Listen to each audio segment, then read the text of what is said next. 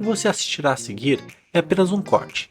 Continue ajudando o Rio Grande do Sul utilizando nosso Pix, contatoliterascience@gmail.com.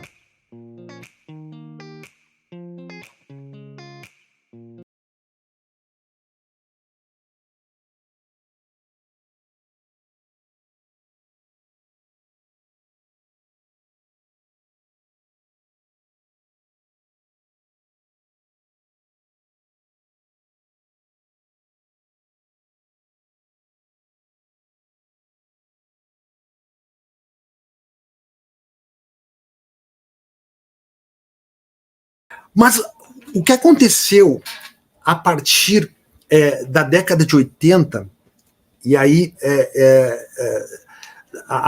só para falar assim, dois fatos assim, da política internacional, teve o acordo de Bretton Woods, que foi a reestrutura do capitalismo após a Segunda Guerra Mundial. Isso, eu acho que é 1946, depois da Segunda Guerra Mundial. E teve um outro acordo internacional que foi feito quando as várias crises do capitalismo, o capitalismo passou pela crise de 74, 75, que é a crise do petróleo, depois a crise das finanças, tá? Mas em 88, em Washington, o consenso de Washington, que se eu não me engano era o Reagan e a Margaret Thatcher, Reagan nos Estados Unidos e Margaret Thatcher na Inglaterra, eles reuniram de novo ainda com os aliados que venceram a Segunda Guerra Mundial, que depois deu origem ao G20, essas coisas aí da ONU, né, G7, G20 e tal. Eles fizeram o consenso de Washington e reestruturaram o capitalismo, o que a gente chama hoje de neoliberalismo.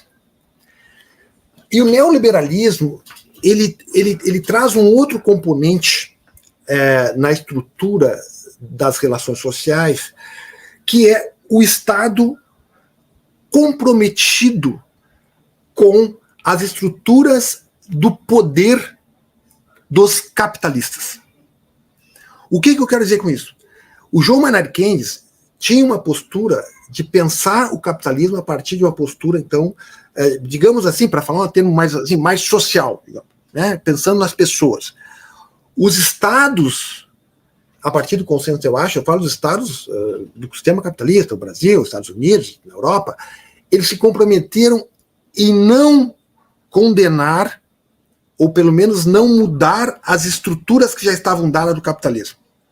Ou seja, os ricos continuariam dominando, como até hoje continua, as estruturas do capital. E a reprodução e a concentração do dinheiro. Essa estrutura, esse comprometimento que foi feito a partir do consenso de Washington, criou, em termos de sociedade, e aí o Emanuel nasceu, a Nájila, estou falando das filhas, a Nájila, a Maria nasceram na década de 90, uma sociedade neoliberal, baseada num fator, um fator insano. O Eduardo até eu acho que falou alguma coisa assim, que é o consumismo. O consumismo não é uma estrutura assim da gente pensar apenas como uma coisa bom, preciso comprar coisas, né, e tal, a gente compra, tal. Não, o consumismo é uma estrutura neoliberal, cultural, imposto a partir para a manutenção dessa estrutura, para a manutenção da reprodução do capital e a concentração de riqueza. Então não é, e assim eu estou falando isso, não estou dando moral de cueca, porque eu também faço parte dessa estrutura e também consumo. Também fizemos coisas, né? Então não é por acaso que a gente tem que trocar o celular de vez em quando. Aliás, muito de vez em quando. Não é por acaso que surge o iPhone 28, o iPhone 94, sei lá, eu acho que o dono do iPhone tá louco que o mundo acabe, porque ele não vai precisar lançar outro, né? Porque, pelo amor de Deus, quando tiver o iPhone... Não é por acaso isso. Não é por acaso, Felipe, Felipe Emanuel, que nós somos seduzidos, eu digo seduzidos porque eu gosto, de trocar de carro. De algum tempo, assim, de alguns trocos de ano em ano, né, sei lá, de 3 em 4, 5, a gente fica, né, por quê? Porque isso faz parte, então, dessa estrutura cultural, social, econômica, para a manutenção da reprodução do capital. Isso é uma insanidade. Por quê? Porque não é os socialistas, comunistas, seja lá o que querem dar o nome, que já percebem que isso é insano. mas é a estrutura do capital que agora está comprometida. Há um dado que, só para falar de uma coisa que eu gosto, que é automóvel, né? Há um dado que 25% dos trabalhadores do mundo dependem da indústria automobilística.